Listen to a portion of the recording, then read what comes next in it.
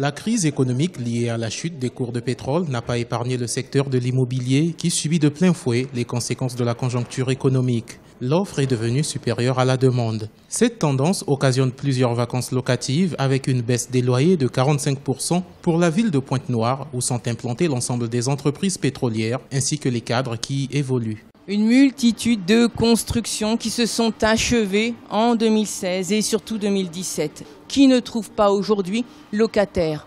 Tout simplement parce que les propriétaires ont sûrement fait leur faisabilité sur la base des prix de loyer pratiqués antérieurement et ont eu du mal à baisser les prix, à entendre raison, à peut-être aussi avoir le conseil en matière de prix pratiqués.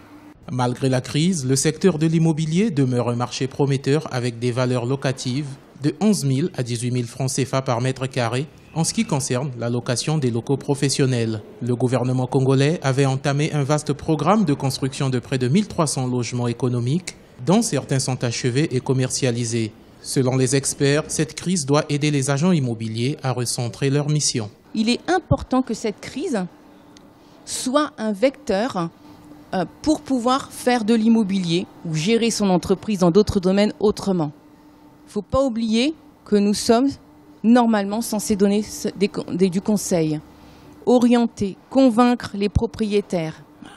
Et ce n'est pas uniquement une force de vente, c'est d'abord une force de conseil. Les agents immobiliers restent optimistes sur l'avenir du secteur immobilier en République du Congo, qui demeure une valeur sûre. Face à la crise, l'adoption de la rigueur s'impose auprès des partenaires, des fournisseurs et du personnel.